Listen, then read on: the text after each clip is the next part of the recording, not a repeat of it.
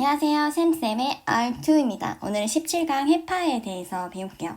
오늘의 목표는 해파의 종류를 심해파, 천해파로 구별할 수 있다. 그리고 둘째는 각 해파의 전파 속도를 계산할 수 있다. 네, 수업 시간에도 강조를 했네요. 볼게요. 먼저 해파. 해파란 해수의 진동이 파동의 형태로 전파되는 현상을 말합니다. 이때 해파가 왜 발생하느냐? 네, 주로 바람에 의해서 발생을 해요. 이 밖에도 해수면의 진동을 야기하는 해저 지진이나 화산 활동에 의해서도 발생할 수가 있어요. 여러 원인이 있겠죠. 다음, 해파의 구조를 보면 이렇게 생겼죠. 이때 해파의 꼭대기, 네, 해수면이 가장 높은 곳을 뭐라고 한다? 마루라고 한다. 그리고 해파의 가장 낮은 곳, 네, 여기 가장 낮은 곳, 골짜기가 패였다, 골이라고 합니다. 그리고 파의 높이예요. 마루에서 골까지 파의 높이를 파고라고 합니다. 그리고 파의 길이예요. 즉, 마루에서 마루까지의 길이, 골에서 골까지의 길이, 네, 파장이라고 합니다. 파의 길이. 이때 선생님이 해파의 전파 속도를 일반적으로 말하는 공식을 말해주지 않았어요. 해파의 전파 속도는 주기분의 파장이에요. 어떤 지점에서 파의 마루가 지나간 다음에 다시 마루가 지나갈 때까지의 시간을 주기라고 하거든요. 그리고 아까 전에 이 마루에서 마루까지의 거리를 파장이라고 한다고 했잖아요. 그러니까 한 주기 동안 한 파장의 거리를 가요. 시간분의 거리. 따라서 파의 전파 속도를 일반적인 식으로 말할 때에는 V는 T분의 L이에요. 주기분의 파장. 네, 이때 파가 전파될 때 물입자는 매질이죠. 이 매질은 따라 움직이지 않고 제자리에서 궤도 운동을 합니다. 진동을 하죠, 이렇게. 네, 다시 얘기해요. 물입자는 궤도 운동을 할 뿐이지 파의 이동 방향을 따라서 함께 이동하지 않습니다. 강조했죠? 네. 그 다음. 자, 오늘의 목적. 자, 이건 아주 쉽게 그냥 넘어가는 거예요. A, B, C가 모양이 다르죠? 이 모양에 따라서도 해파를 아주 이지하게 분류할 수 있어요.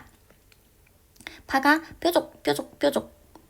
바람에 의해서 직접 발생한 해파는 여러 가지 파가 한데 섞여 있기 때문에 굉장히 주기도 짧고 불규칙적으로 파의 마루가 뾰족해요. 이때 바람이 만들었으니까 뭐라고 한다? 풍랑. 근데 파가 만들어진 다음에 바람이 부는 곳, 즉 풍역대를 벗어나게 되면은 이제 파가 규칙적으로 전달되면서 파의 마루가 동글동글해지고 주기가 길어져요. 이러한 규칙적인 모양을 가질 때를 너울이라고 해요. 풍랑이었다가 너울 가다가 마지막에 연안 쪽으로 가면은 파의 속도가 느려지죠. 파의 속도가 느려지면은 파장은 짧아지는 거예요. 파장이 짧아지고 그렇게 되면은 에너지 보존 법칙으로 파고만 높아져요. 그러면 한계를 벗어나면은 파의 그 봉우리가 연안 쪽으로 부서지게 되는데 이걸 뭐라고 한다? 이러한 파를 연안 쇠파라고 해요.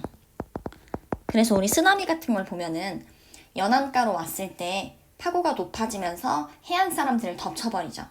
사실 이게 연안 쇠파인 거죠. 네. 다음. 오늘의 완전 중요 목표 이거. 수심과 파장의 관계에 따라서 해파를 분류하는 것. 네, 이거는 꼭 할 수 있게요. 먼저 심해파. 심해파는 깊어요. 뭐보다? 파장의 2분의 1보다 수심이 깊을 때. 그러니까 심해파. 다음에 천해파. 천해를 수심이 얕대. 얼마보다 얕냐? 파장의 20분의 1보다 얕을 때. 얕은 파니까 천해파. 네, 각각 심해파에서는 물입자가 원운동을 해요. 근데 천해파는 해저면의 마찰을 받기 때문에 원이 아니라 찌그러진 타원 운동을 합니다. 이때 지금 이게 딱 모양만 줘도 동글동글하게 원 운동을 한다. 심해파예요. 깊이 들어갈수록 그 원 운동의 반경이 작아지죠. 그 다음에 만약에 내가 물입자에 운동을 줬는데 이게 타원 운동을 하더라. 아, 이거는 천회파다.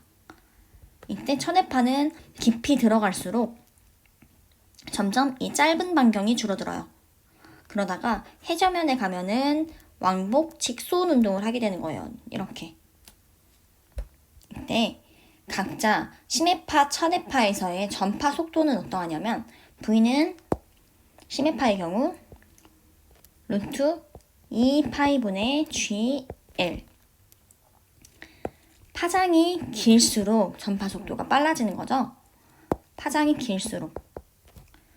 그 다음 천해파의 속력 V는 루트 GH. 즉 수심이 깊을수록 전파 속도는 빨라지는 거죠. 그래서 이거를 수식적으로 다시 비례관계만 정리를 해보자면 심해파의 전파 속도는 어디에 비례하는 거예요? 루트 파장에 비례하는 거죠. 그리고 천해파의 전파 속도는 루트 H에 비례하는 거죠. 네. 핵심탕. 이거 다시 얘기하지 않아도 아주 쉽죠? 색깔 바꿔서 심해파는 깊어. 뭐보다? 파장의 반보다 깊어. 따라서 심해파의 속력 V심은 루트 2파이분의 GL이다. 그 다음에 천해파의 속력은 얕아. 얼마보다? 파장의 20분의 1보다 수심이 얕아. 천해파의 속력은 루트 GH. 이거를 안 외울 수가 없어요. 선생님 100번째 반복하는데. 그 다음 이제 해파의 굴절. 파가 전달될 때 파의 전파 속도가 급격하게 느려지는 게 발생을 하면은 느린 쪽으로 굴절하게 돼요. 네, 이렇게 방향이 바뀌는 걸 굴절이라고 합니다. 전파 속도가 수심이 얕아지면은 느려지고 이렇게 느려지면은 느린 쪽으로 파를 잡고 있기 때문에 느린 쪽으로 굴절을 해요. 알았죠? 이때 지금 이게 파의 마루선이야. 파의 마루선에 대해서 파는 직각으로 이렇게 진행을 하거든요. 무슨 말이냐? 파가 지금 우리가 이렇게 평면상에서 나타날 때에는 이렇게 여러 파가 지금 평면상으로 보이는데 한 파만 보면 한 파는 이렇게 진행을 하는 거잖아요. 그쵸? 이때 파의 마루선, 이게 마루. 그리고 바로 이웃한 옆에 파에서 파의 마루. 이걸 쭉 연결하면 이렇게 파의 마루선이 이렇게 되는 거죠. 이때 파가 전파되는 거는 파의 마루에 대해서 수직 방향으로 이렇게 전파돼서 우리 쪽으로 파가 다가오는 거죠. 오케이. 자, 이때 곧이라는 거는 이렇게 바다 쪽으로 육지가 튀어나왔어. 그리고 마는 육지 쪽으로 바닷물이 튀어나왔어. 네. 근데 곧은 깎여요. 그리고 마는 채워져요. 그러면서 결국 해안선은 이렇게 평행한 모양으로 될 거예요. 왜냐? 파가 진행하는데 곧은 먼저 수심이 얕아지죠? 느려지네. 그러니까 파가 굴절을 하는데 곧 쪽으로 굴절을 하다 보니까 곧은 파의 에너지가 집중이 돼버리고 마는 다 곳으로 보내고 여기는 파가 분산돼버려요. 에너지가.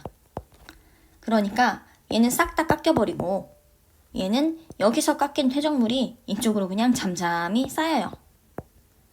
그러니까 나중에는 이렇게 해안선이 돼버리는 거죠. 알았죠? 따라서 곳에서는 뭐가 우세하다? 곳에서는 침식이 우세하죠. 그리고 만에서는 파의 에너지가 분산돼서 퇴적이 우세합니다. 알았죠? 이때 선생님이 이거를 강조를 했으니까 이거를 연습할 수 있는 기회를 줄게요. 수업 시간에 했지만 다시 한번 완자에서 가져올 건데 볼게요. 자, 해파 A에서 D까지를 천해파, 심해파로 구별을 하래요. 먼저 A를 볼게요. 자, 수심이 파장에 반 보다 깊죠? 그쵸? 이게 하면 1이니까 수심이 깊죠? 파장의 반보다. 따라서 A파는 심해파. 근데 B도 안 봐도 심해파다? 왜냐? 파장의 반이 1이지. 근데 이것보다 수심이 더 깊죠? 따라서 심해파. 빨리 할게요. 그 다음에 C는 지금 파장의 반보다 깊진 않아. 전혀 택도 없어. 그러면 이제 20분의 1을 해보는 거지. 파장의 20분의 1을 해보니까 5지. 근데 5보다 수심이 더 얕네요. 그쵸? C의 경우에는 2가 5보다 작잖아. 그치? 수심이 파장의 20분의 1보다 얕아요. 따라서 C는 천해파. 다음에 D. 정석대로 해볼게요. 수심이 얕네.